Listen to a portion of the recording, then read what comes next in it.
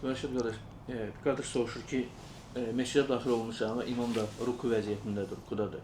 Mən namaza qoşulmaq üçün bir dənə təkbir verməliyəm, yoxsa iki dənə təkbirlə girməliyəm namaza? Biri bəs edir.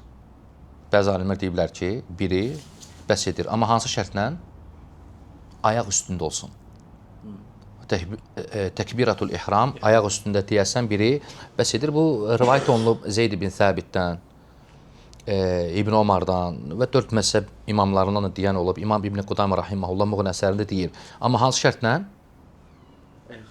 Təkbiratul ihram bir təkbir edib girirsənsə, ayaq üstündə edəsən. Bunu tənbih ediblər bir çox alimlər. İmam İbn Qudamə Muğni əsərində, Navavi müasirədə, Şeyx İbn Hüseymin bunu tənbih ediblər. Bu ayaq üstündə verdin, girsən sayılır namaza. Amma əfsəl hansıdır? Daha üstün. 2 təkbir etməkdir. 1 təkbiratul ihram, ayaq üstündə etdin. İmam rukudadır, girdim. 2-ci Allahu Akbar etdim. Getdim rukuya. Bu afdal, daha üstündədir, daha yaxşıdır. İmam Əhməddən nas varid olub ki, bu müstəhəbdir.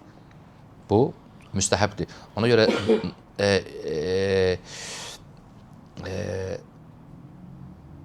alimlərdən biri soruşur, İmam Əhməddən yanına çıxıb adı deyir, bəs hansı daha əfsəldir? İmam Əhməd deyir ki, ikincidə ixtilaf yoxdur. Və bu ittifaqdır. Bu daha əfsəldir. Aydındır?